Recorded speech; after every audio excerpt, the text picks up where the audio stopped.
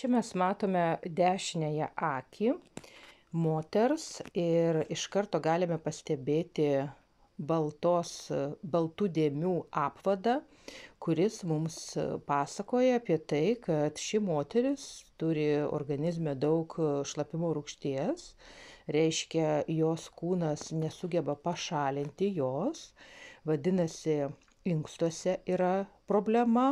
Nuo to kenčia bronchinė sistema, visi kvėpavimo takai ir be abejo kraujotaka, kas šioje akies rainelėje akivaizdžiai matoma kaip stiprus patamsėjimas ties smegenų sritimi. Ties 12 valandą, jeigu akies rainelę pradėtume įsivaizduoti kaip laikrodžio ciferblatą.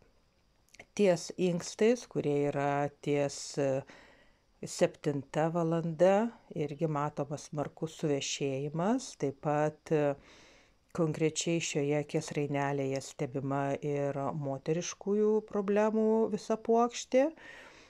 Kepenys irgi yra užterštos ir pažeistos.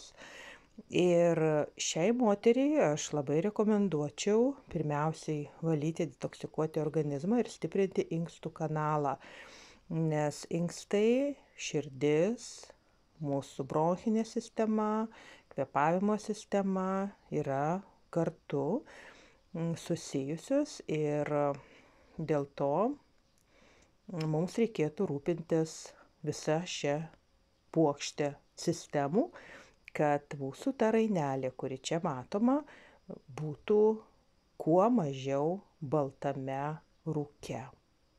Jeigu norite sužinoti apie savo akies rainelę, galite parašyti man asmeniškai arba elektroniniu paštu aiškusmatymas@gmail.com.